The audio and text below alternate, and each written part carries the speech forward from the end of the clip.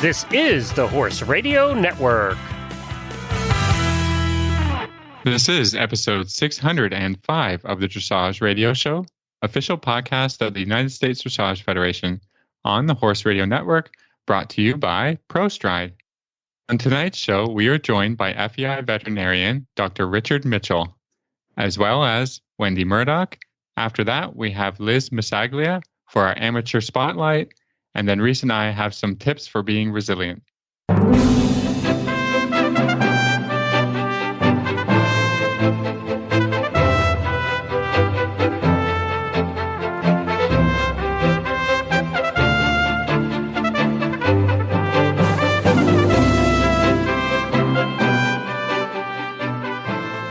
This is Reese Koffler-Stanfield from Loxahatchee, Florida.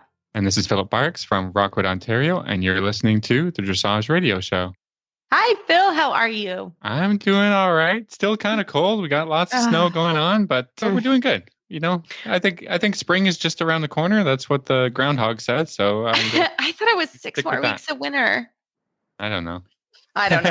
And we feel for anybody that's in Texas listening, we are feeling for you guys right now. Like, we just got reports that it's very, very cold there and snow, and we are really thinking about you because it doesn't sound pleasant at all. So I think it's okay that, you know, when we're kind of prepared for it, we're used to it every year. But if anyone else is experiencing these, you know, cold temperatures and snow, and I really feel for you. And hopefully everybody's okay, and their horses are okay too.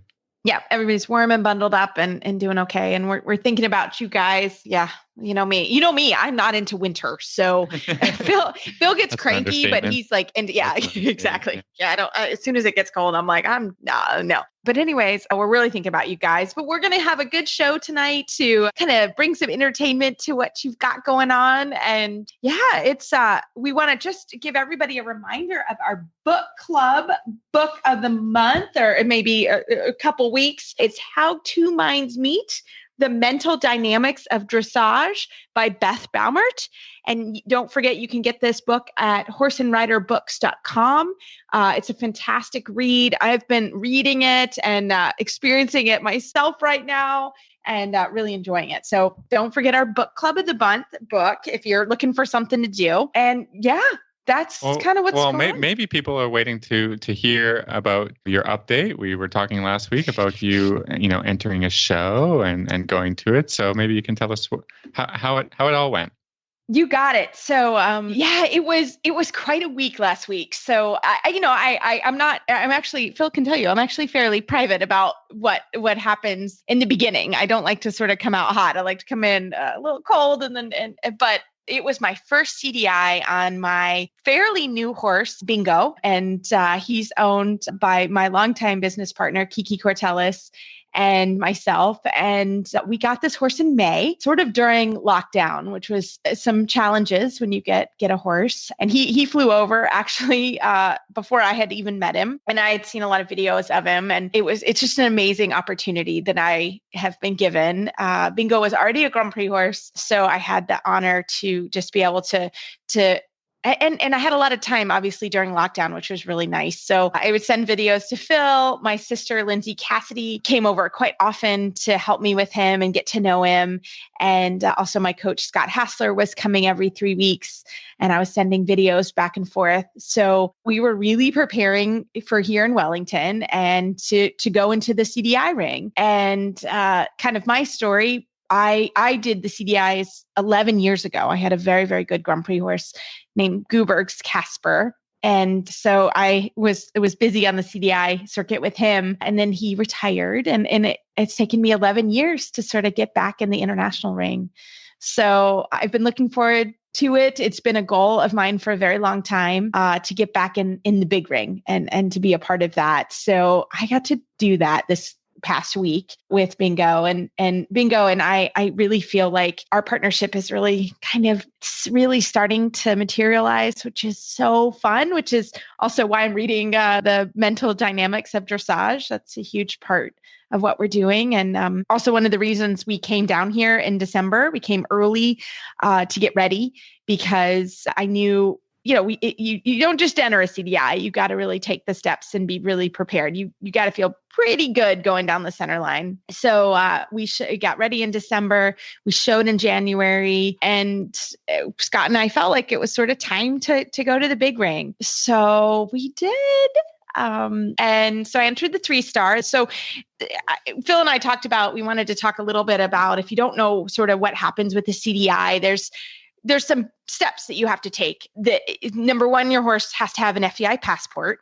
So there is some paperwork that has to happen. And if you are thinking about entering a CDI, that paperwork takes a while. I'm very lucky because actually I live 10 minutes from the USEF office when I'm in Kentucky. So I can go to the office. But at first, they weren't even accepting passports. Like, we couldn't take it to the office. So my sweet husband he was going to the post office, and he had to literally drive further to the post office to mail it back to the office. But because there's a lot of back and forth with the passport that happens. So Bingo already had a lot of signatures, a lot of signatures. Yes. Yeah. Vet work. It's a thing. He had a passport from the Netherlands, so it has to get transferred. So that's one thing. Is number one, your horse has to have passports. Also, the vaccinations have to be current. The flu vaccines, they have to be given within a certain period of time. So you have to be ready for that. So with the passport, what happens when you go to the CDI is literally you offload your horse and walk right to the veterinary inspection. So you don't even go into the stabling. You have to be credentialed. So everybody on your team has to have a lanyard and wear their lanyard all the time. So you have to know who's on your team and who's going to the horse show. So that's another step you have to take. And so when you enter, you have to do all that. And then when you get to the competition, you literally offload and walk right to the veterinary inspection. And they look over the horses and make sure if there's anything funny. Bingo had a little spot, like a little rub. They inspect all that to make sure that the horses are good. And that is prior to the jog up to the jog. There's always a time that the jog starts, and we signed up for our jog time. Phil can tell you, I'm actually kind of lame. I don't run well anyways, and I have kind of a knee thing. So my coach jogged Bingo, and Scott and Bingo looked great jogging. So Scott jogged him for me, which was great because this was Bingo's first ever CDI. So he had a lot to get used to too. So we actually got to the horse show. I rode early, which was actually turned out to be good because I was in the stadium at one point, obviously within the regulations, but I was early. So I was in there by myself for a couple minutes, which was really nice. That doesn't always happen. Mm-hmm. Never happens, actually. Yeah. There's horses I got flying all around. There's horses everywhere. Yeah. So it was really good that I got there early because I felt like Bingo and I got some visuals of what it was going to look like in the stadium. So that was great. And so then we took him back to the barn, gave him a bath, braided him. So they have to be braided for the jog up. The jog took 35 seconds. Yeah. In out, they just kind of walk a few strides and then trot out and trot back. But it's important to really make sure that you're good at jogging because the veterinarians are inspecting for any kind of lameness. So if you're just kind of dogging it and your horse is kind of dogging it, it could give the impression that the horse is lame. So I mean, it's 35 seconds, but you got to go, right? Outright. You got a big horse, you got to go, and you got to know how to jog without pulling on the horse's face and that. So it's kind of it's pretty important to. It is really important, exactly. To have somebody, experienced at doing that, it fast enough at doing that, or and I'm not fast enough. So I think that's probably important. It's an important thing because it is. Otherwise, if the veterinarian sees something that they don't like or whatever, you can be asked to jog again on the next day. You're not just entered in the show and whatever is going to happen. You can't. Exactly. And if you don't pass, you don't show. I mean, it's not like if you don't pass the veterinary inspection, you're done, game over. Or if there's something that happens. So it's the first time the ground jury sees the horses. I will say that has gotten less formal from when I did it 11 years ago, especially right now, right? There really are no spectators, then they're pretty strict on it. So I mean, I wore nice boots and breeches and, looked nice and clean for the jog, but it used to be we would dress up. It's not happening as much anymore. That's gotten a little less formal, which I think in Europe it's not formal at all. It's not formal at all. I think you'll see the grooms jog the horses and whatever. Yeah. I think it was kind of a nice North American thing, where you'd see the riders all, done up. Dressed up. Yeah. Yeah, but there's no spectators now. Yeah, exactly. There's no spectators now. So anyways, that happens the day you check in. And then once that happens, the horses essentially go into lockdown. You have to be credentialed in and out. When you leave the stabling with the horse, that has to be recorded. You can't just take a horse out. There's certain times you can go into the stabling at pretty much any hour, but you always have to sign in. And especially at night, you can't just walk in there. And, there are nannies in there that are taking care of the horses at all times. Like they're very well cared for, better all the time than any regular show. So that happens. So you have to kind of get used to going in and out, and there's only one way in basically, and all your equipment comes in and out of there. So that was new for Bingo and I too. I've never had him at a horse show overnight. And he was there 4 nights. So that's a challenge, especially here in Wellington, where Sarah, my wonderful assistant, and I, we kind of, you go here, I go here type thing. But I liked it because I got to spend quite a lot of time with Bingo myself. I was the show team, so I got to spend a lot of time with him. And, Global right now is essentially, there's fences where you have to get your temperature taken in and out. And they are doing a great job making everybody feel really good and safe at the horse show. You can't come in without getting a temperature. There's no way to come in that way. So again, there's usually 2 temperature checks by the time you get in. So I was very well temped, but that's a good thing. The horses have to have their temperature taken every day. And there's a log that the FEI stewards come and checks. And if you haven't taken the horse's temperature, they stand there and make you take the horse's temperature. So there's a lot of procedural things that happen. There's certain times that you can ride. At Global, pretty much, there's always stewards around because it's a pretty actually small location. And then the other thing that's interesting is it's a draw. So typically, because Bingo and I didn't have a record, I was in the first draw. So I was lucky number 1 the first time in the ring, which you don't ever want to be the first one in, but I was, and that's okay. But when you don't have a record, you take your lumps being the new guy kind of. Yeah, thing, right? I'm the new guy, right? You kind of exactly like I'm the new guy. Like, so I drew the first one in, never the spot you want to be in, but somebody's got to be lucky number 1. And my Grand Prix, I was really, again, it was nice. I had been in the stadium the day before, but to be in the stadium and with Global on 2 sides, there is a hospitality tent. So, and then this year there are no bleachers. Normally there are bleachers where people sit, and those are no longer there. But on 2 sides of the arena is on the long side and the short side, and there is still meals being served and people in the tent. So Bingo got a little bit strong and a little bit nervous with that. By Saturday, I think he was tired and kind of over it. But the first day, he definitely reacted to that because they weren't there the day before. And then in a CDI, you have 5 judges. So you got to be ready for that. There's a live stream camera. Got to be ready for that. There's a Jumbotron. So a lot of things that are happening as you're riding. I can say as you're riding, you don't really notice that. And if you do notice it, you're not paying attention. I mean, by the time you get in, I like 5 judges. It doesn't bother me to have 5. I think you actually arrive at a better score when there are 5 judges. So that was pretty big. So my Grand Prix, I was actually really happy with him. I had made just through the time, I made some little bobbles. Unfortunately, with 5 judges, they don't miss any of the bobbles. So I was pleased with the Grand Prix. I have both tests, actually. I have a lot of work to do and cleaning up to do, but I think over the week, it was very hot here. Actually, I know nobody in the North wants to hear that, but when I did my Grand Prix special on Saturday, it was probably 93 and the humidity was incredibly high.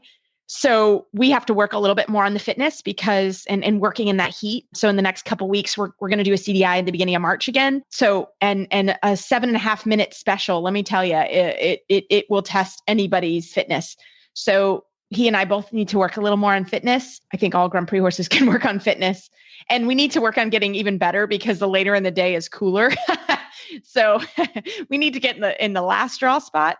But it was a great week, and it was such an honor to be there. And for me, it was, again, really emotional to sort of be back there.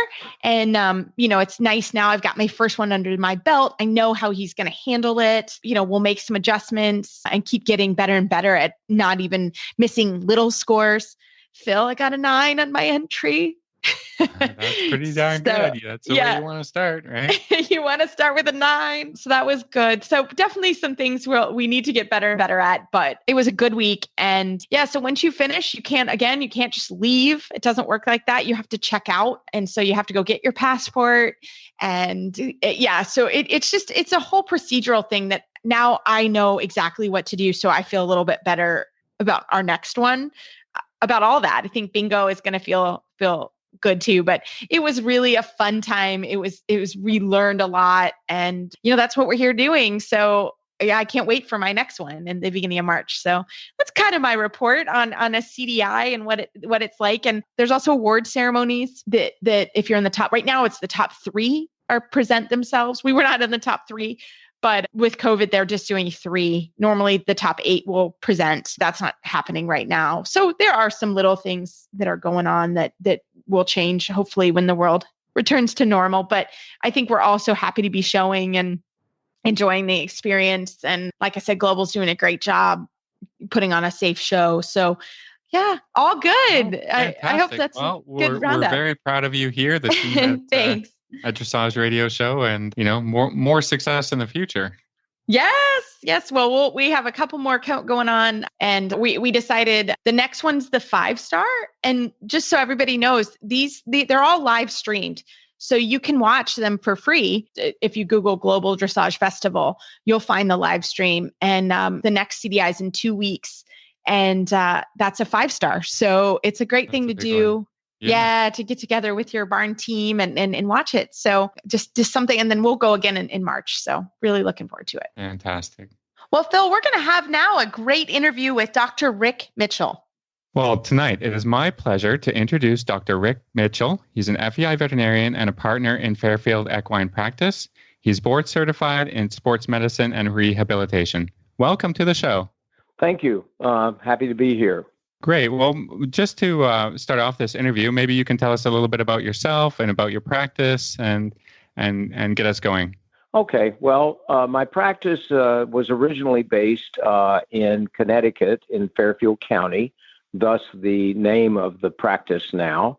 I joined my mentor, Dr. Howard Raven, there in 1976, coming out of the Air Force Veterinary Corps. And I was fortunate enough to have known a little bit about the area of Fairfield County and knew the large number of hunter, jumper, and dressage participants in that area of the country. And since I had, in fact, grown up in the hunter, jumper world, it was really my desire to make a career of taking care of what we now call sport horses, but that word wasn't used back in those days. And I have to say that it led to the opportunity to take care of a large number of very, very high quality horses and afforded me a connection with people that were high caliber trainers and riders. And I ultimately was able to take care of some Olympic level horses initially. First time in '84, I had 2 horses that went to LA to the games, and they ended up winning gold medals. And as it turned out, I ultimately became a team veterinarian. My first experience actually at the Olympic Games was in Barcelona. And then I had the opportunity after that to participate as team veterinarian in 5 more Olympic Games for the show jumping team and or the dressage team. So it was really a little bit of great fortune to have actually gotten the job working for my mentor, Dr. Raven. And it's led to a really satisfying career. So I think that's super interesting because I kind of have always wondered what does a Olympic team veterinarian do? What's the job? What's it entail? Well, it basically entails spending a lot of time watching the horses and listening to the riders and trying to put together with what the riders have to say and what you see in the horse's performance, what's going on with the horse. And one of the things that I was able to do early on was develop my own system of periodic evaluations of the horses. Rather than just responding reactively to a horse that was suddenly lame, we tried to develop a proactive program with these high caliber horses that we took a look at them every now and then, perhaps doing nothing to the horses other than just a good physical examination to ascertain their health and their soundness. But this would allow us many times to nip early, problems early, nip them in the bud, so to speak, rather than allowing them to become a major lameness issue. So that is a large part of what I did as a developing, so to speak, team veterinarian, and what I have continued to do in my practice since. Again, preventive medicine that doesn't necessarily mean treating the horse, but being just aware of the horse's status and its health. That sounds like a little bit of a difficult job, trying to ascertain if there's a problem today or whether it's I think musculature or how do you go about doing that? Well, it really involves a very thorough physical examination, which I advocate always to my students that I teach and to my interns and presentations that I give. You step back, you look at the horse overall, before you ever touch it. You listen to the trainer, you listen to the rider, what they have to say about how the horse feels under them. Having been a rider, having been a hunter-jumper rider, I understand what a horse feels like when it's maybe leaning on one hand or is dead to one leg or that sort of thing. And so, it helps with insight to listen to the people. And then, we go over the horses, we palpate them thoroughly. I do a modified acupuncture examination on every lameness exam that I do. And that allows me to feel that horse and really get to know it, to evaluate whether there's subtle sorenesses that may be a signalment of a more complex problem. And then, we do the sort of usual flexion tests and watching the horse move in hand and watching the horse, how it responds to flexion tests and so forth. And then watching the horse perhaps on a lunge and in circles to the right and left and maybe walking in figure eights and circles and so forth. And then customarily, I usually watch the horse also ridden and ask it to do some unusual or different things than maybe just normal riding to try to further evaluate whether there's evidence of discomfort. Many horses don't show really any evidence of discomfort until a rider is aboard. So we put all of that together to try to ascertain where we are with this horse and if, in fact, we want to proceed from there to possibly diagnostic nerve blocks, to diagnostic ultrasound, radiography, whatever the case may be, whether this horse is a more complex problem that perhaps needs an MRI examination or perhaps a nuclear scintigraphic examination, whatever the case. But the basis is the thorough physical examination, starting with just simply looking at the horse and touching it. I think you, like many other veterinarians, could be pretty happy about the variety of diagnostic tools that are out there, as well as the number of treatment options are ever growing. Indeed. And, it's interesting. I recently did a presentation for a practice that asked me to come and just speak about what I've seen change in veterinary medicine in my years of practice. And, the PC was not invented until a couple of years after I graduated from vet school. And that's changed everything. we used to lug around these horribly heavy and not particularly good portable X-ray machines, and we had to carry 50 X-ray cassettes with us, and there was no such thing as ultrasound, and endoscopy was done with a rigid endoscope. I mean, it was really primitive. And what we have now with the invention of computers, with video endoscopes and with ultrasound, and with now the more recent development of MRI and CT scanning and so forth, our options and our ability to really get down to what's really wrong with the horse is really exciting. And it's what's kept me as a senior veterinarian very interested and very involved in practice, because I'm constantly fascinated with what technology is allowing us to do. And that goes for therapies as well. It used to be if we had a sore joint, well, we put some cortisone in it of one form or another. And then after a period of time, we were able to get hyaluronic acid, and to add to the cortisone. And so that maybe made a little better program for the horse and maybe was a little kinder to the joint. And then we've moved into the age of regenerative therapies, and we have so many options there. But the use of products such as what Al Manor makes with the ProStride product, which is a conditioned PRP, has really afforded us a way to help quell inflammation in joints without having secondary problems that we might encounter from overuse of corticosteroids. So maybe you can just talk about what is the process of using ProStride? How do you administer it? Well, ProStride is derived from the horse's whole blood, and it's drawn in a sterile fashion using an anticoagulant, so the blood doesn't clot.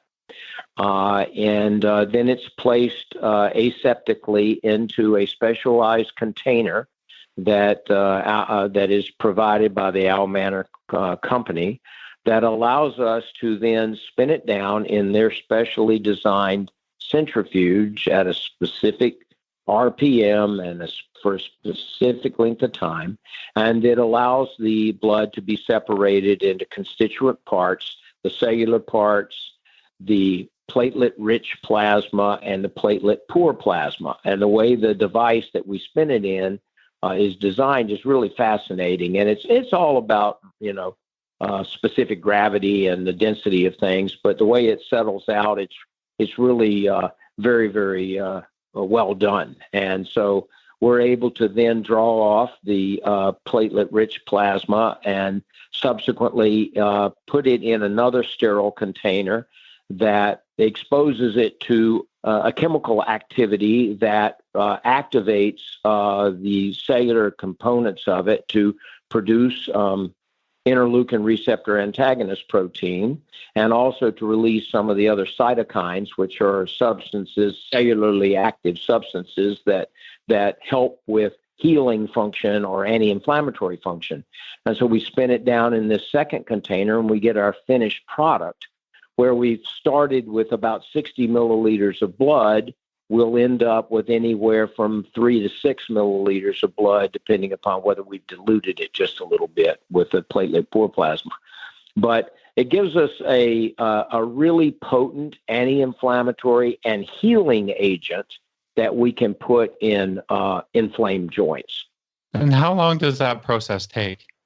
Altogether, with the spin time and scrubbing the horse to collect the blood sterilely, spin time, the second spin, prepping the joints, half hour to 45 minutes altogether, from soup to nuts, and the horse is treated. That sounds pretty convenient.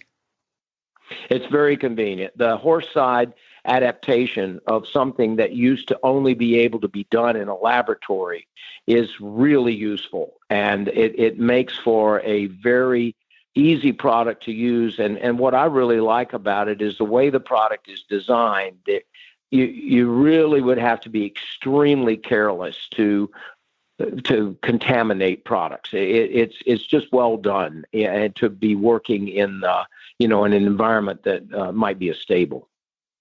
So, what is the most common joints that you would be injecting with ProStride? In the horses that I take care of, which would be, as I said, hunter, jumpers, and dressage horses predominantly. I do a few eventers as well. I would say that the most frequently injected joints would be the distal interphalangeal joint, which is the coffin joint in the front feet. Sometimes, occasionally, the hind feet. I just looked at a dressage horse today that was sore behind that I think his coffin joints are going to have to be treated, but that's fairly uncommon. But distal tarsal joints, which are the lower hock joints, the stifle joints are not at all uncommonly affected with stress and strain, and the fetlocks, obviously, front or hind. And so those are the ones most often, and the fetlocks, coffin joints, and stifles are all pretty high motion joints, and so I really like this product in those high motion joints because I think it's kind to the joint, whereas corticosteroids can sometimes interfere with the metabolism of the articular cartilage if used repeatedly. And so this particular product, when it's used repeatedly, has less of an effect of that sort, and in fact has a healing effect, which we really like. So if you had to estimate, like, how long have you been using ProStride, and do you have any real success stories that you can share with us? Yeah, I have a number of success stories. I had a very, very high caliber dressage horse that was intended to go to the World Equestrian Games that had a bad injury to a hind fetlock, and it had a subchondral bone bruise and was really quite lame, had a very inflamed joint. But with a series of ProStride injections, coupled with judicious use of bisphosphonate product, Children, we were able to get this horse completely squared away in the winter, in the fall and winter before the subsequent World Equestrian Games in 2018. And, it was, I'm not sure that if we had not had a good regenerative agent, that we would have had the success that we did.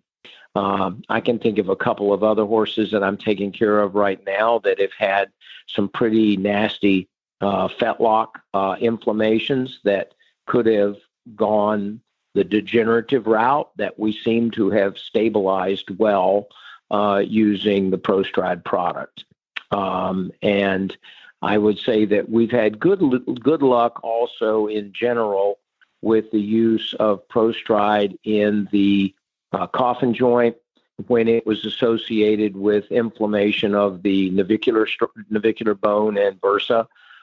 We've also used it in the navicular bursa successfully with horses that had mild to moderate tendon inflammation or injury. So we've found a number of places where it's been really, really gratifying to use the product. I could go on and on about the number of places that we use it. I haven't thrown corticosteroids out, but I tend to use them sometimes in lesser inflammations and when there's no evidence of real joint trauma, just there's low-grade inflammation, maybe from overuse or, overzealous training. But when we start talking about repeat injections or horses that have had, some sort of injury, I tend to lean much more toward the regenerative agent. Well, I think a lot of riders and a lot of horses are really grateful for the innovations that are coming along in sports medicine and rehabilitation for sure.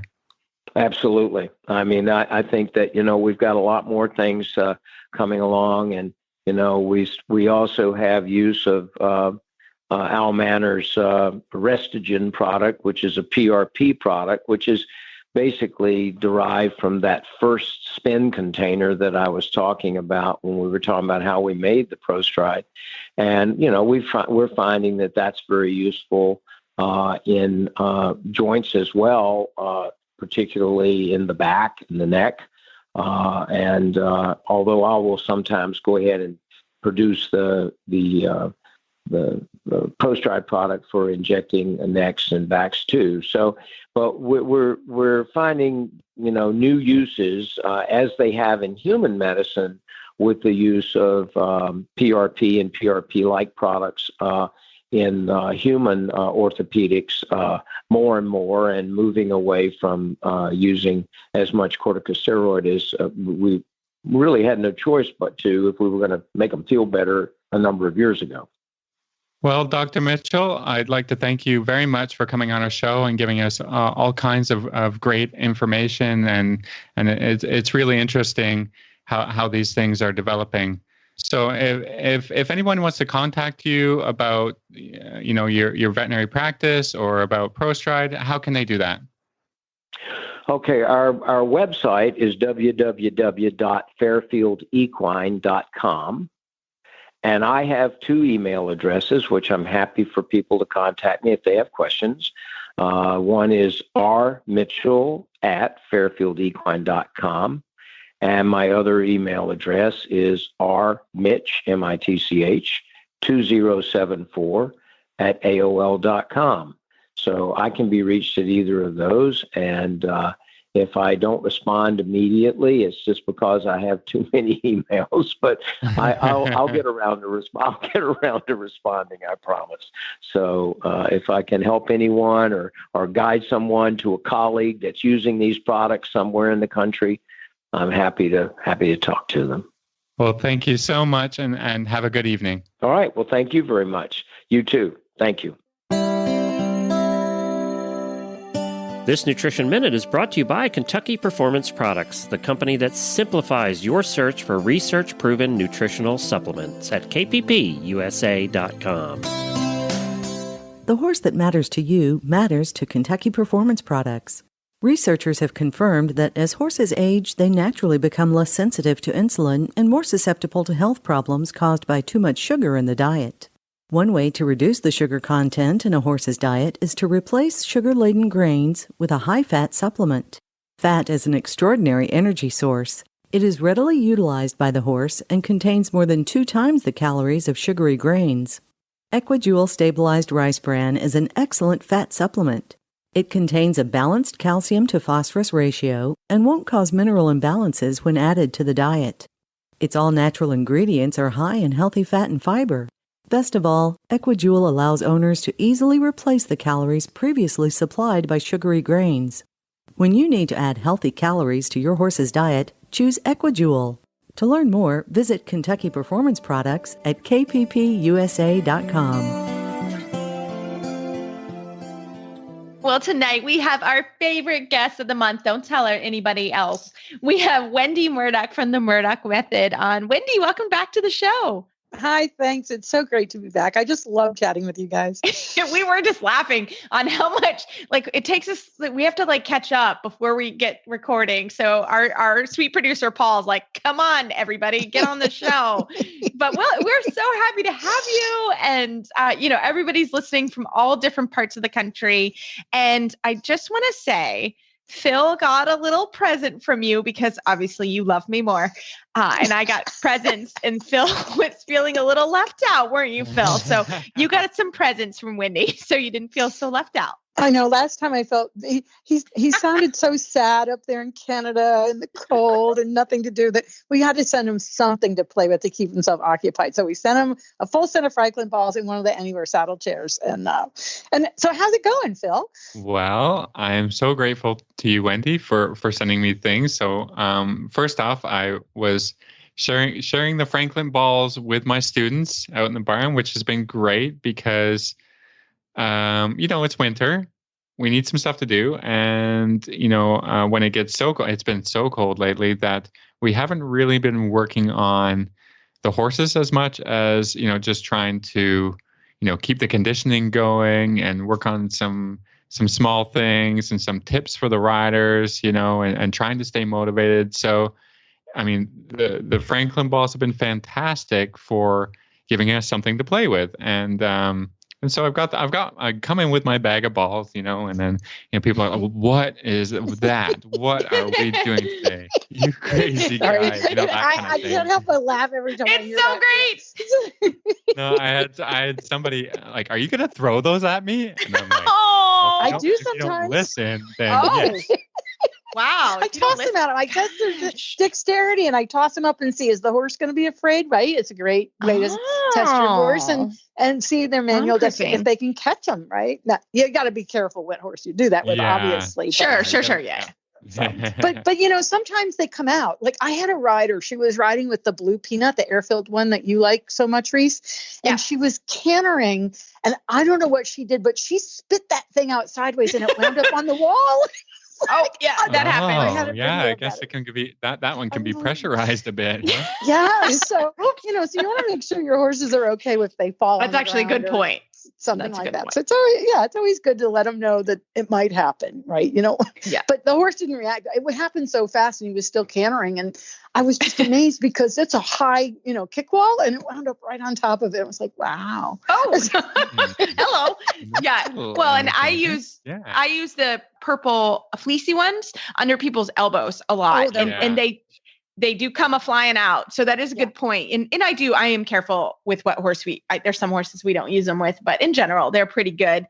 And I make everybody pay a toll when I have to go pick them up. And I do feel like I get some extra steps in my lesson because I have to go get them. So, what do they have to pay? How do they pay the toll? What do they have to get? Well, I mean, I need to probably up the ante. Right now, it's only 25 cents, and I actually pay myself. But one week, I actually got enough to get Starbucks for the barn. I was like, wait a minute, I made enough in my toll.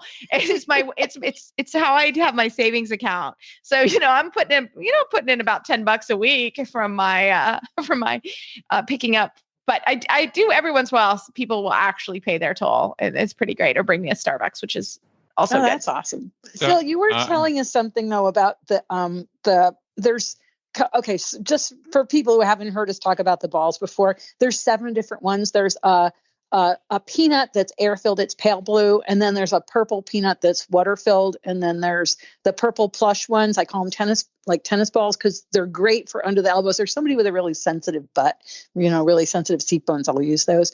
And then there's blue moons, green moons, tomatoes, and oranges. And they're just different sizes and textures. And so I just gave them funny names to help me remember because otherwise I couldn't.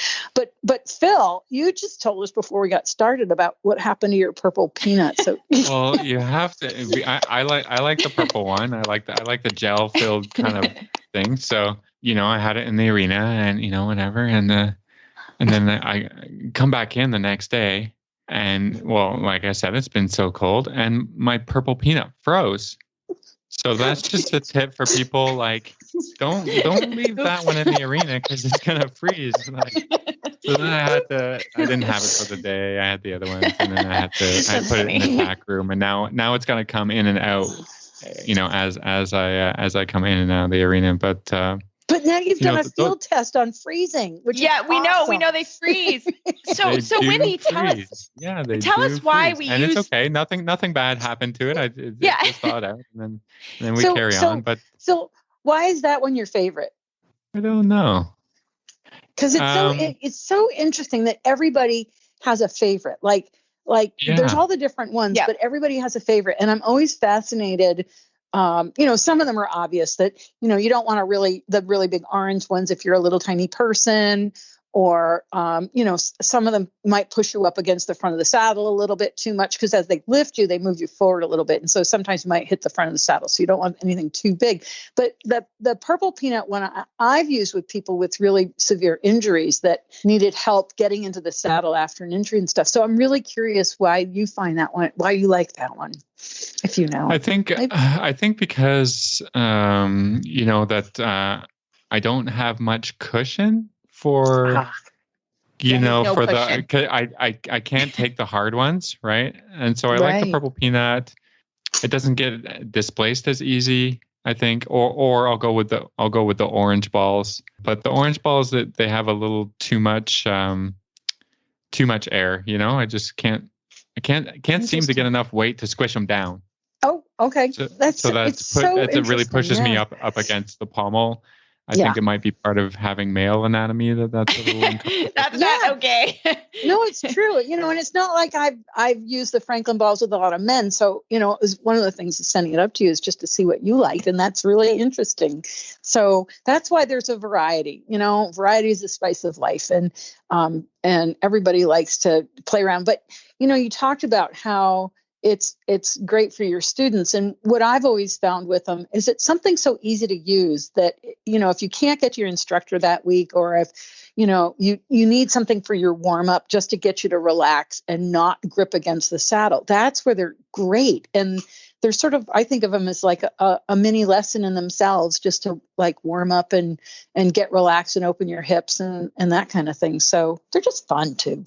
They're fun. I think it's cool. I think it's like people have to, change something up and then assess how it makes you feel, or assess, maybe you can find where you're tight. You need all these things to kind of figure out your own seat a little bit and be more body aware, because somebody can stand in the middle of the arena and yell at you all, until you're blue in the face. But until you have, you have to create these aha moments. And, sometimes it's through reading a book, watching a video, or, getting some of these, I call them kind of passive teaching tools, because I just, here, try this. What do you think about that? And I'm, as an instructor, I don't have to like process and think and watch and look. I just say, how does that make you feel? Let's try these different ones. How does that make you feel? And then let's take them away.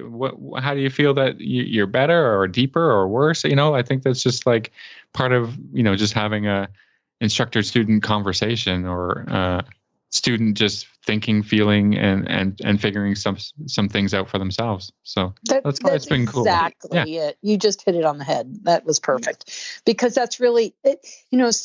What I see with some students is they get so busy trying to please the instructor and do what they're told to do that they stop feeling. They stop kind of going, well, how do I feel? And, in self-observation, I guess, if you will. And that's one of the things the Franklin balls do, is they put us in self-observation. It might be, oh my God, I'm really nervous being up this high on something that feels unstable. Or it might be, oh, wow, that was perfect. Right. But all those things bring up emotions and thoughts and feelings that give us an opportunity to kind of be self-reflective. And that's what we need as riders. We need to be able to pay attention to what our body is doing in relation to the horse, and not just simply be in our head trying to, think about all these things, instead of experience and feel and be in the moment. Cool. And Wendy, I have certainly found too with teaching. So pretty much what we do is one lesson is sort of dedicated to kind of finding which set each person likes the most. And so I say, okay, come on, this is going to be a riding session. And once we find the ones that, because everybody's different, and that's, so I found that kind of, if I was going to pick one, I always start with the blue peanut, because I found that most people seem to like the blue peanut, not everybody. But I start with the blue peanut and sort of work from there. And once people find the ones that they like, their particular ones, then I have a basket and they sit in my arena and they just pop in and they grab whatever one they like and they put it on for about 5 minutes when they come, because each ball positions your hip differently. Mm-hmm. And that's what we're looking for. So your instructor really should be there the first couple times, or a friend or whoever you kind of rely on to help you figure out which one's going to work the best for your body. Because once you find that, then you're kind of off to the races in a way, then you can warm up and use it and then take it away. And it's a great tool. I've been very helpful. Philip, I have one. When you took it away, did it feel like you were in a hole, or was there a bump? Hole. Yeah. Isn't that the weirdest thing? Mm-hmm. It's so interesting, because so many times when people, and you're right, Reese, it's not just having them underneath you, but when you take them away and you sit back into your saddle, it's like this moment of like, wow, it's so fascinating. And, from the Feldenkrais perspective, there's a lesson that I haven't been able to give anybody lately because of COVID, but I take a foam roller and I have anything from a 3, 4 to 6 inch roller, and I put it down along the spine, and they're on their back on my tables. Feldenkrais is typically we're work on a table. You're fully dressed. It's not massage. It's lessons about learning how to use your body. But I'll put this roll there, and then during the lesson, they'll be on it for a little while and then they'll come off the roll and they'll lay back on the table. And sometimes the table feels like it's a hammock and other times it feels like it's a speed bump. And it's so weird, but it's weird. Really cool. And it just, I don't know what the person's going to feel until they tell me. I go, so what's the table feel like? They're like, oh, it's a speed bump, or, oh, it's a whole, and it changes. And it's all to do with our perception and our proprioception and our nervous system. And it's fascinating how we can experience things that just feel so incredibly different after doing something little like sitting on Franklin balls.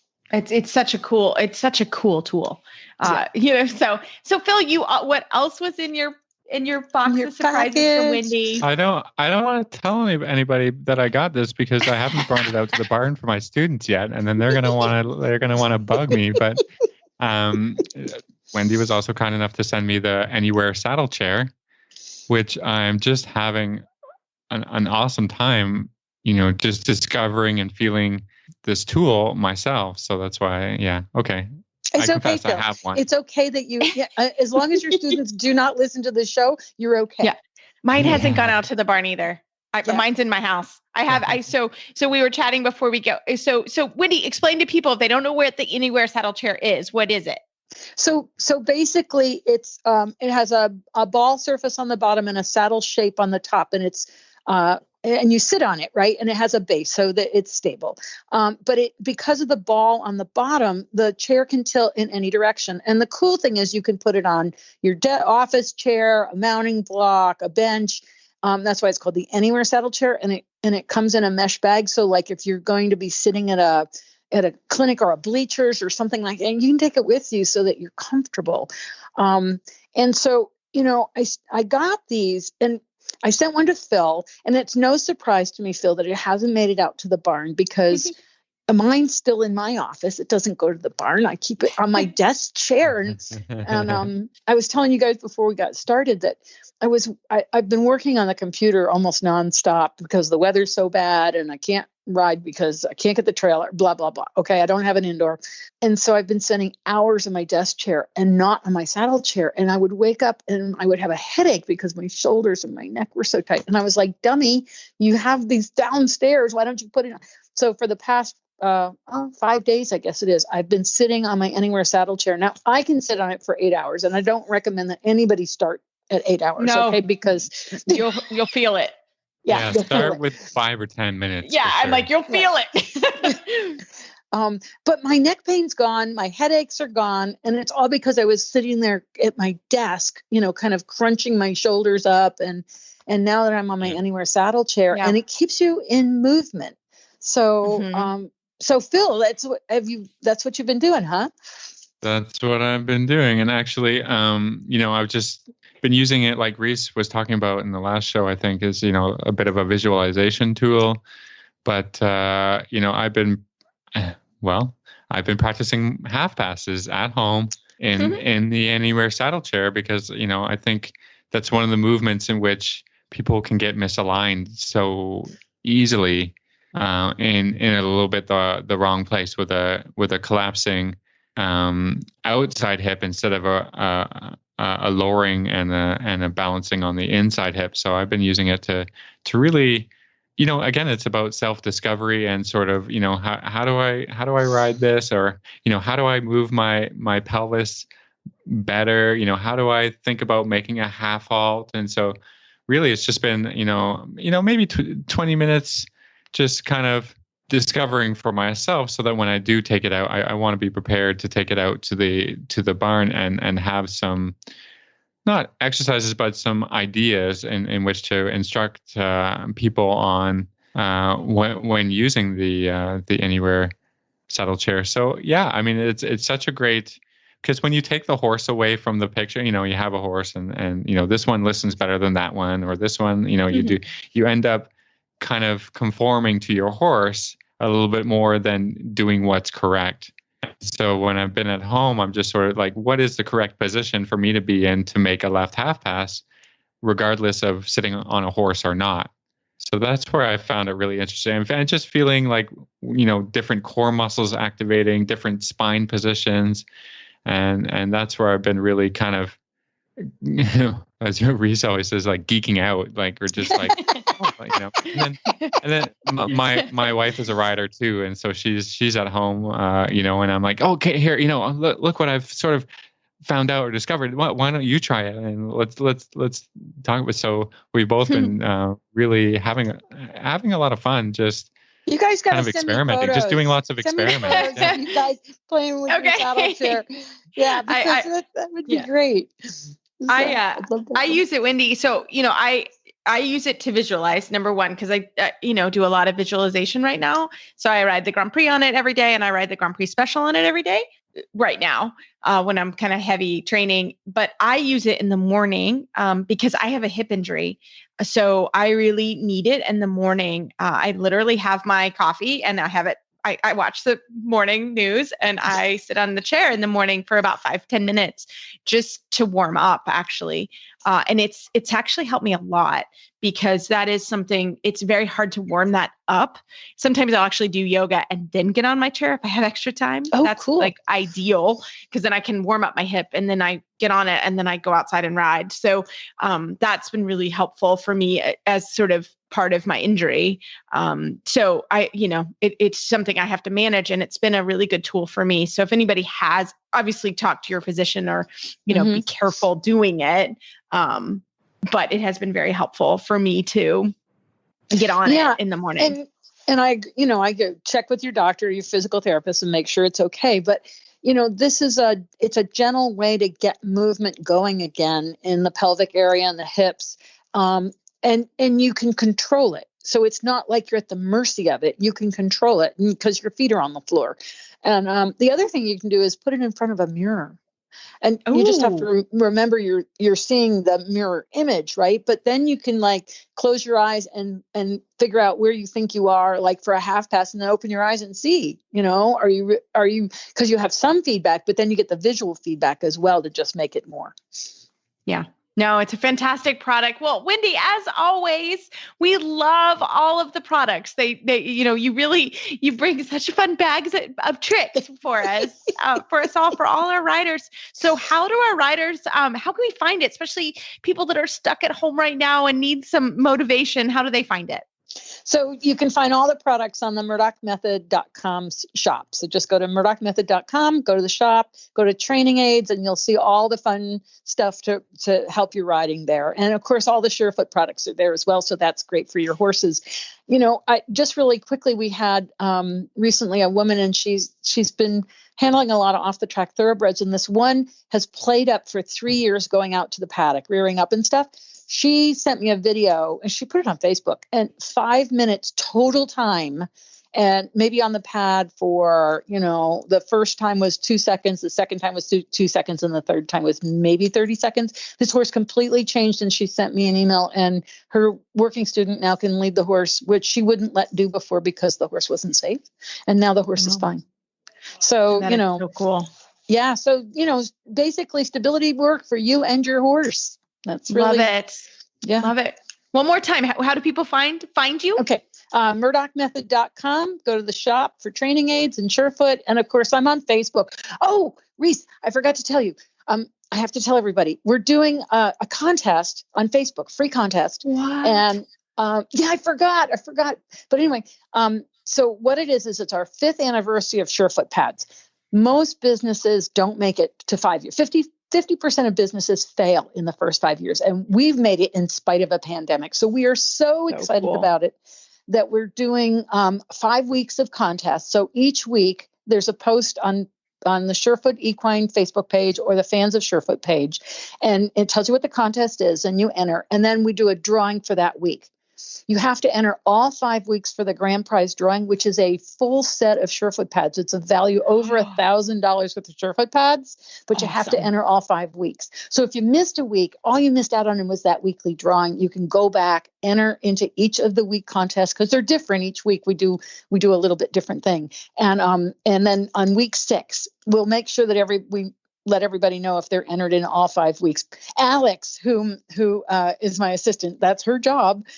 She listens to us every week, so I know now that I've said her name, she's going to be, oh no. Shout out to Alex. Shout out. But yeah, and it's so exciting, and people have been posting like just great comments and photos of their horses, and it's so much fun to see how many horses Surefoot's helping. So it's just warms my heart in this cold winter. Yeah. Awesome. Oh, well, fantastic. Well, Wendy, as always, we love having you on, and we can't wait for next month. Yeah. So take care. And I hope it thaws out for everybody, especially down there in Texas. It's it warms, except for you, Reese. You need to cool down. Okay, girl? I need to cool down a little bit. I need to cool down a little. It's true. Well, thank you, Wendy, and we will talk to you soon. All right. Bye, Phil. Bye, Reese. Thanks. Bye, Wendy. And now a quick word from EcoGold saddle pads. No slipping, no sliding, no problem. EcoGold secure saddle pads are engineered to keep the horse's back comfortable while keeping the saddle in place for a safe, competitive ride. They have impact protection through the seat, and the ultra-thin flaps provide the rider with better communication and a more stable riding position. Available in both English and Western styles. Shop the entire collection at ecogold.ca. Well, tonight in our Adult Amateur Spotlight, we have Liz Messaglia on the line. Liz, welcome to the show. Oh, thank you for having me, Reese. Well, I know you're a listener of the podcast because you have clicked with me and been one of my students in Ocala, Florida, when I head up in that direction. And we wanted to tell our story because we have it's kind of funny, kind of not. But I want you to tell the version of why I have you on, because I have such high respect for you and in our story together. So I'll just let you tell your version. How does that sound? Okay, that sounds great. So I had a lesson with Reese, my first and only lesson at that time with Reese in Ocala.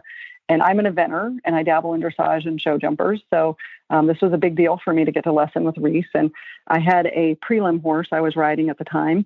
And Reese, I had trouble sitting the trot. Like many amateurs, I had 3 kids. I'm 51 years old.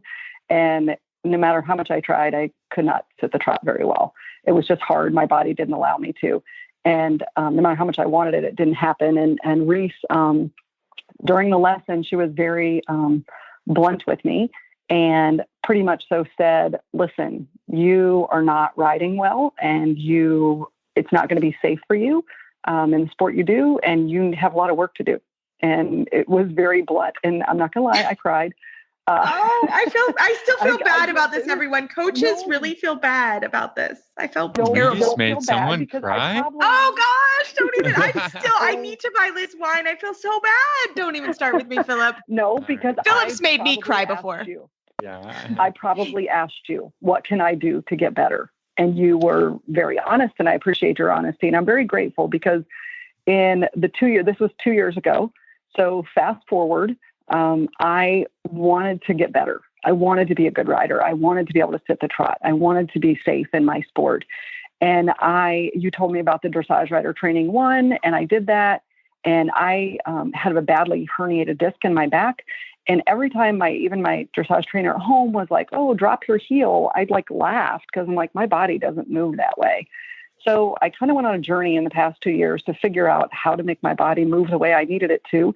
I watched tons of videos. I pretty much did anything I could. I took lunge line lessons, learning to sit the trot, but mostly I did physical therapy. And I worked with Tony Sandoval, Coach Sando, with riders and kind of how to unlock your hips and things. I still have some psoas things to fix out, but fast forward, I had another lesson with Reese, and I was able, Reese can tell, but I'm able to sit the trot now.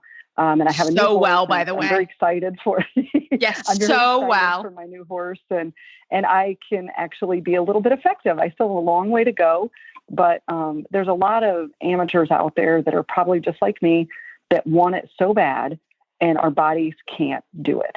I mean, I'm 50 and I've fallen off a lot. I've been hit by a couple cars. I had a herniated disc, got a lot of scar tissue. And it wasn't until I really went on the journey that was how am I going to get my body to do that? I watched people ride and I was like, I want to ride like that. And I had to find out how to do that. So Fast forward 2 years, I was so excited to lesson with Reese because I always said to myself after that lesson, I'm not coming back until I can sit the trot and ride well, and I want to wow her. So there's my and story. She That's did. anyway. She wowed me. Well, and I do coach a lot of eventers as well. And, event coaches, it's a little bit different in the sport in the sense of, people can really get injured out there in cross country. Mm-hmm. In dressage, you're going to get a bad score. It's going to hurt your feelings. But if you're out on the cross country course and the dressage tests are there to kind of be a test for, can you do the questions on cross country? And you were doing what everybody tries to do, which is, I have a family, obviously, but I don't have children and I don't have all of those other things. And my husband, I'm very lucky this season and a lot of seasons, my husband is with me. So my life kind of carries on when I'm training in Florida fairly well. We're just in a different location. So I don't have all those other complications of family and children and all of those things. I can be very focused. But what happens is people want to fly down. Professional riders are keeping their horses going and then show and train within a couple days, right? Like you fly in on Monday or Tuesday and you want to show on the weekend. And that can actually be dangerous in a lot of ways, because if you're really not fit and not ready to go, even if you are, it's still a challenge. And so that was sort of where I was coming from in that sense of, I don't think you're ready to do what you're doing, right? You're not really fit enough. And I don't, I am, as a coach and even as a rider and a person, like I'm not the most fit person on the planet. I've certainly been working really hard at it. It's very difficult. And I'm now in my 40s and it's very different as you age and get into your 40s and you have injuries. And so I obviously tried to be very respectful of that, but you asked my opinion and I felt like my opinion would be a good motivator. And I love your story because sometimes I think, and very good coaches in your world and in your life, and your dad is a Hall of Fame coach. And I knew you knew about coaching. I knew you knew what good coaching was. And our job as coaches is not always to tell you you're wonderful. Sometimes you may hear something you don't like. And I was not coming from a place of I was not trying to be mean, or you asked me my opinion and I gave it to you. And I did try to give you, here are some solutions to this problem, but you're really going to have to hunker down. And man, did you hunker down? And to see you ride was like, as a coach and someone who knew what I said was hard and hurtful at the time, to see you, and I don't, let me just hands up, I don't like to do that to someone, but I also didn't want to get a report that you had fallen off because your core wasn't strong, that to be jumping preliminary jumps I've never jumped preliminary jumps in my life. It's terrifying, but those things are huge and you've got to be stable in the saddle, right? So to see you hunker down, and it was, I like almost cried a couple of weeks ago when I saw you ride. It was beautiful. It was so, and like you said, you have a new horse but to see you ride and to be able to ride and to compete at that level, and preliminary for dressage riders is like second level. So, but it's getting to be where things are kind of real in eventing for sure. And to see you compete, and then you've competed even higher now. And it was awesome. And so, I asked you to come on the show because, like I said, I felt horrible after your lesson from a coaching. I was like, oh my gosh. But to just hear that you were able to take that information, take it the way I absolutely wanted it to go. And I think a lot of coaches want it to be that way. We want to be your biggest fans, but we're also paid for our opinion. And to see you fly was amazing. It was so cool. And I truly couldn't give you enough props because I know what you did was very, very difficult. So can you tell us a couple of what you were doing in the gym and with Coach Sandoval? Like how did you progress after dressage rider training one? So I realized I would go and take these lunge line lessons with my dressage trainer at home in Indiana with Jennifer Kaiser. And I still, even on her bigger school horses, it was just hard. And I was like, okay, I'm not there yet. And I saw Tony Sandoval. He works with some eventers. And I called him up and I said, listen, what's it going to take? I think I have some locked up areas in my body and I can't figure it out.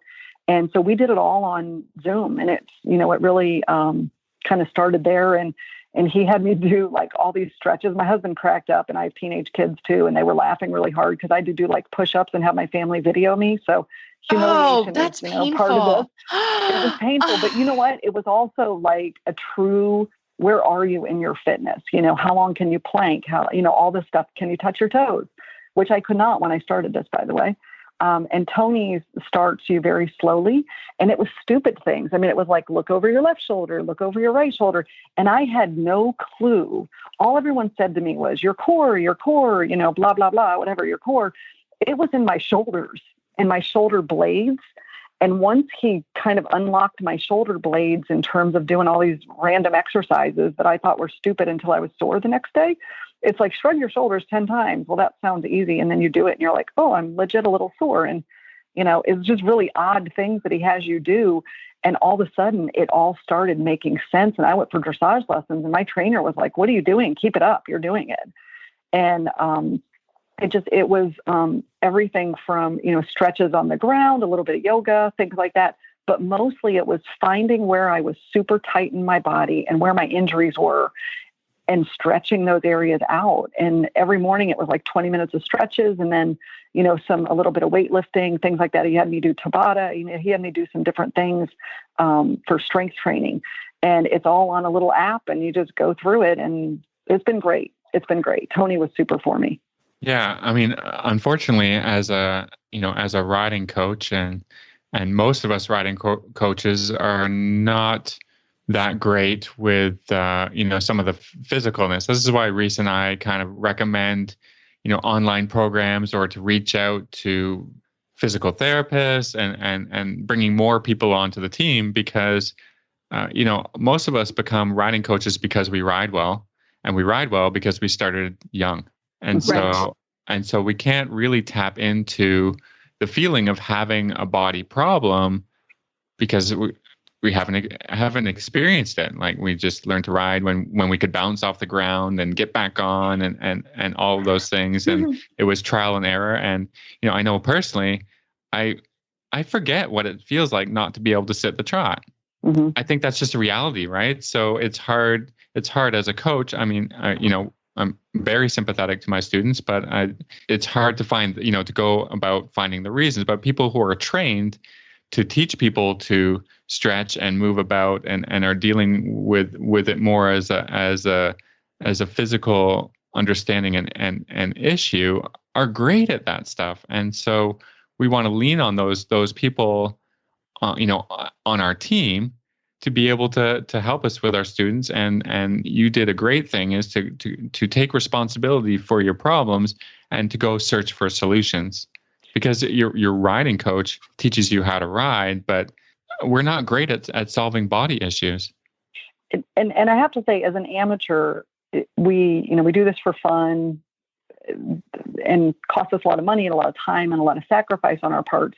And it's important. I want other people to know that we all want it so bad. And, there's this saying, oh, you need 10,000 hours to do it. It probably took me 20,000 hours to learn to sit the trot. Yeah. But I feel like it was a journey that was so worth it. And I'm so grateful to Reese for being so honest with me that, in my very first lesson with her, so I've only lessoned with Reese twice now. In my very first, to be honest, in my very first lesson, she was so honest with me and I am so grateful. So I think it's important that we as amateurs, we come to our lessons with some humility that we have a long way to go, but we also want our instructors to understand, it might be a really random journey to get us there. But just to keep at it. And I watched a ton of videos and just practice. I mean, I tried to whenever I was getting gas, I would practice trying to get my knee behind my hip, on the like curb thing, just to practice. I mean, stupid things like that. And that was kind of how it all came about. It was like, I made a goal of, I'm going to learn to sit the trot or, die trying. And, so that's how it happened. So thank you for spurring me because I wanted it for a long time. Yeah. I mean, I've wanted to learn to sit the trot for 10 years, but I never jumped off the edge and said, okay, take responsibility for this and learn, because sitting in the saddle is not going to get it for me. I'm not going to get there. I've probably got 10,000 hours trying and I'm not there. Yeah. And sometimes trying isn't it, right? And I get it. Like, I mean, professional riders too. I mean, I had a lesson, and we'll work with Andy Thomas, who's a body coach. He's here in Wellington, and I'm going to work with him myself. And it's the same thing. Like, it's him saying, do this, and this is what's happening. And, I mean, it's a lot of work, and that's sort of, it takes time. And for us too, Phil and I, like, I have to do yoga. I try to walk, and I've been trying to work on my fitness, and I've been working 3 miles a day and working, and all of those things. And that's honestly, at the end of the day, you have to take the hours off the horse too. And that is incredibly difficult. We're all three of us on this call, we're all busy. But I have to put at least an hour and a half into my fitness every day to make a difference. And it's an incredible amount of time. That's not even time in the horse. That's yoga and walking and doing my core stuff. And I mean, it's a lot of time, and that's hard, but for you to compete at the level that you wanted to compete at, that's what you had to do. And you did, and look at where you are now. And now it's not even, now you set the trot, and it's not even a thing. And it's amazing. And once you can do that, that opens so many doors, because you were able to have the balance and the understanding and the body awareness to go jump those incredibly enormous jumps that you have to go jump. So, I mean, Liz, just truly, you're an inspiration to all of us. You're an inspiration to me.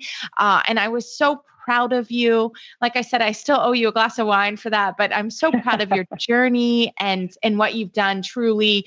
And you really are an inspiration, and just people should listen to your story, because it's hard. Riding is not easy if you want to compete at the level that you wanted to compete at. Yeah, it's okay if you want to ride once or twice a week, that is awesome. But if you wanted to be successful, and you wanted to be able to move forward, that's what it took. And by golly, you did it, girl. And I'm so proud of you. Well, thank you for being the catalyst, Reese. I really appreciate your honesty with me. And I wouldn't be where I am if it wasn't for that lesson. How about that? Well, I mean, and I hope people take this too from, if you have a hard lesson and your coach is really trying to coach you, sometimes it does take that and to just have that moment of clarity or that light bulb moment of, okay, this is what I need to do to move forward. And girl, congratulations, big hug, all the things. I'm so proud of you. And I watch your Facebook. I'm the first one to love it and like it and tell you how proud I am of you, and great job. And, we can't wish you more of a better journey, or continued success and huge success on your journey forward. And thanks so much, Liz, for coming on the show. Okay. Thank you so much for having me. So Phil, this week, I definitely love my stability stirrup leathers. I needed them. What was it? What's going on? And my big extended trot for 5 judges. I needed them.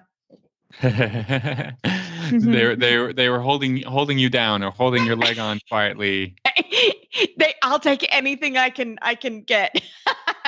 But in that Grand Prix special with a lot of transitions, you need a quiet leg. So I was really thankful for my stability stirrup leathers from Total Saddle Fit. Actually, I love those. We all have them here in the barn. I think they make a big difference for everybody, and always very thankful to have anything that kind of enhances riding and quieter legs. So I've been working really hard on my position. Making the job look easy even when it's not, right? Exactly. That's the whole point of all of it. Yeah, exactly. So I think that anything you can do to help yourself. And the great thing about this product is it's a very reasonably priced product. And actually, you really do need to check your stirrup leathers anyways fairly often to make sure you have that there's nothing going on with them. And so I was very thankful for them and all the products at Total Saddle Fit. Justin does a great job there. So check out totalsaddlefit.com and the stability stirrup leathers. We promise you'll be very thankful for them.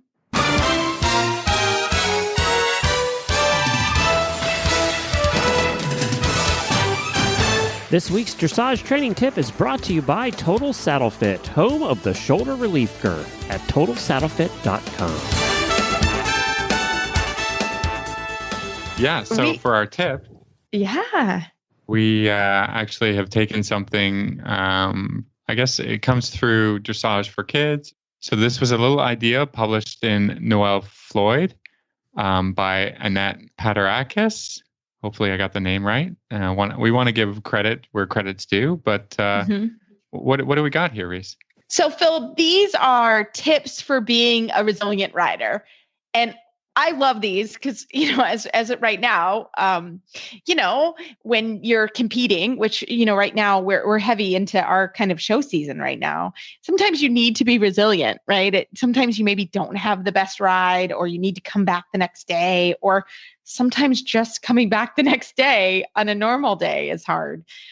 So riding is hard. And anybody who says that it's easy, they're, Well, I think it's tough riding, but it's also kind of tough putting yourself out there. And, when I think about what you were up to, and I was watching the live stream. So, don't get in your head too much about it, but it's just like, even when there isn't a crowd, there's a crowd now in this, yes. In this digital world, so yeah. You got to be able to block that out, and you got to, that's not for everybody to be able to put themselves out there and get judged by 5 judges, not just one person who wants to critique you, but 5 of them from all angles. It's really hard, right? It's really hard. Well, even just competing, right? And sometimes even riding in a clinic, or, sometimes I know barns are busy and big, and sometimes you have to ride there. This sport at some point, right? And I always say this, like, people don't go out to think, well, today I'm going to ride badly, right? We all go out to train hard, and we all really try to do our best. So, there is some resilience that you need, and some thick skin that you need. And sometimes, you have friends that are there to, Phil, I ask Phil all the time, right? Like, how do I look? What am I doing? And sometimes he knows when to say something. And then sometimes he's like, good job. You need that, because it is hard. It's a hard deal. Yeah. So being and resilient, you got to be able to do that to yourself, right. Not get down and right. to just keep going back out there, and just, it's for the love of the horse, and for the love of training the horse, and for, in the end, it has to be, from your passion. That's so right. let's get to these tips, Reese. Yeah. So the first one is, 1, you aim to improve rather than prove yourself.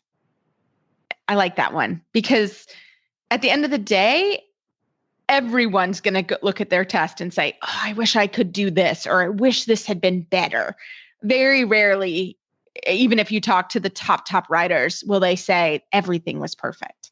So I think that that's important. 1, you aim to improve rather than prove yourself. 2, you plan ahead. Mm-hmm. So I think you can only look in the mirror when, when things go badly and you didn't have a plan, or you didn't talk about your plan with your coach, or you forgot braiding elastics, or, any kinds of these little things that are going to end up stressing you out when you didn't have a plan, and you didn't make lists, and mm-hmm. we've talked a number of times on what needs to happen, and how to make a schedule, and all these great things. So this is a good tip for knowing what you did wrong and what you did right, is that you at least started with a good plan. Yeah, no, it's true. And I find a good plan always has a plan in it for something to go wrong. You know what I mean? Like, if your horse contingency plan, plan A, contingency plan, B, and plan B. Like, if your horse isn't a good loader, you shouldn't be running out of time to load your horse. Like, you need to plan for that. You need to, if he's even had a hint of that, or whatever it may be. Don't be hooking up your trailer at the time you're supposed to be leaving. That won't work, So I think making a plan, it also really helps anxiety. I tend to be, Phil will laugh, I tend to be anxious, actually, especially when it comes to showing. So I Uber prepare. Like, I have everything laid out the night before. And that just is my personality. One of my very good assistants is the opposite. Like, she's too, for me, like, I'll do it tomorrow, or I'll do it in the morning. And then I find her to be too she's rushing around. And I'm like, this should have been handled, a long time ago. But it's a little bit her style, and that's okay. It's different from my style. So, everybody's style is a little bit different, but I did, for that, I said, listen, you would not be so anxious if this had been done ahead of time or whatever. So make your plan, stick with it, and give yourself some extra time, because we do deal with horses and things always happen. So, which brings us to our next point. Yes, our next one. Flexible in your approach. So I like what you said about, plan A, plan B, kind of idea. But I think this also deals with, training approach. And that you can't be super, super strict. Otherwise, it feels like everything is falling apart when, a week before your show, that your leg yield isn't going as great as you think it should be. Or, sometimes you have to kind of redo your plan a little bit and to be flexible in how you're training or how you're practicing, because I find a lot of riders are just, drilling the tests a lot, which can be good, but it can also be a little bit of a negative. So, take ideas from your coach, talk about it. When things are going well, it doesn't mean you have to practice that extra time. That's what I find with dressage riders. They always want to just do it a little bit too much, or overdo the practicing, or, so you have to be able to, take a little criticism and change what you're doing to have success. Yeah. And the only other thing I will say is, to me, when you enter a competition, right, you can tweak here and there, but you need to be very clear with what your test is. And I see this a lot. And sometimes we see it here in Florida where it's like, oh, if I could just get that score, then I don't have to go to that horse show or whatever. And sometimes it's too early, or, you need more time. So remember that, you should be very, very good. Once you get to a competition, you shouldn't be learning how to do something the week before. It doesn't work well.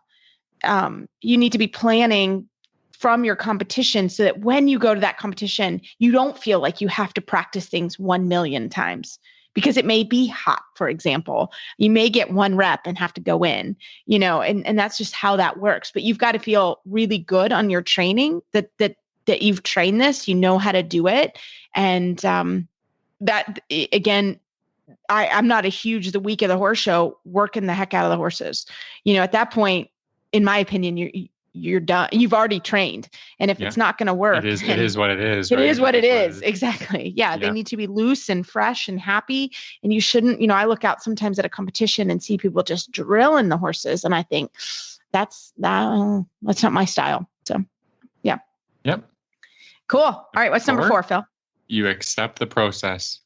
So horse training, horse riding, it's a sport. You have to accept where you're at, I think. You don't have to be a 70%er to be going out to a horse show. You have to, the process is developing goals, achieving the goals, and then moving on or reassessing. So that's part of the process, is reassessing and changing what you need to do for the training in between competitions. That's the same for everybody. It's not, if it doesn't go well, then you have to be able to say, with your coach again, just what do I need to be doing?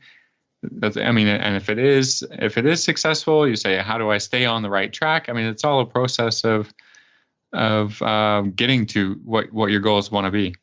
Yeah. And I think the other thing is, and I saw that this week here at the CDI, there are Olympic riders that make mistakes and that, forget their tests. And I think you build it up in your mind that, these riders are unbelievable and they never make mistakes. And yeah, they do.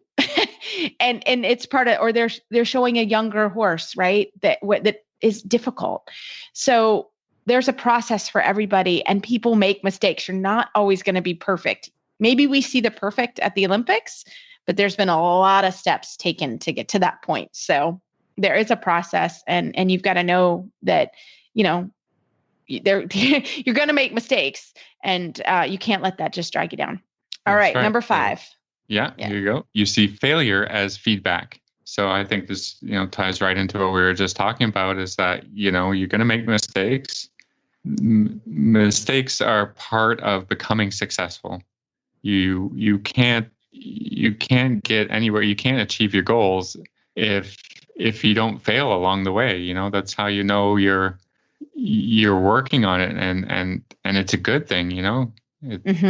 I like to tell people, well, you went the wrong way or whatever. There's be a million problems, but at least you made that mistake and got it out of the way. Now you won't do it again. Yeah. Now we can move on. So make every mistake that you can make. Just don't keep making the same one. Right. That's right. And I not knowing what not to do is also part of becoming, good at test riding, good at showing, and good at training. It's just as useful as knowing what to do is knowing what not to do. Yep. And you got to take it and say, okay, that happened, leave it, move forward, and go on with what you were doing. And let me tell you, everybody who's been out there has made those mistakes. In my case, I'm stepping up to a completely different level. And a lot of these riders have ridden more Grand Prix in their lifetime than I have ever, that I've ridden tests. But they've also made mistakes along the way. And you have to know that, some of this is just doing it. And that sometimes it hurts a little, but to get to that place, they've also made those mistakes. And that could be for anybody at any level. So number 6, you have to let go of negativity. Yep. So I think it's kind of self-explanatory, but I mean, these negative feelings, these negative thoughts are not going to help you. There's no point in dwelling on a mistake that happened or how you feel about a bad show, or just keep your head up and surround yourself with positive people and carry on. Yeah. Oh, I love that. I mean, I think surround yourself by positive people. Hard stop. That's it. If you're around people that aren't positive and aren't on your team and Phil in my relationship, Phil can say, oh man, you look at that. That wasn't good, but this was good. It doesn't hurt my feelings when he says that. It just makes me ride a better setter line. Because I know he's saying it. Yeah. I mean, you wouldn't say it if it's not from a place of, essentially love and encouragement, right? Yeah. You're not saying anything negative. To encourage each other and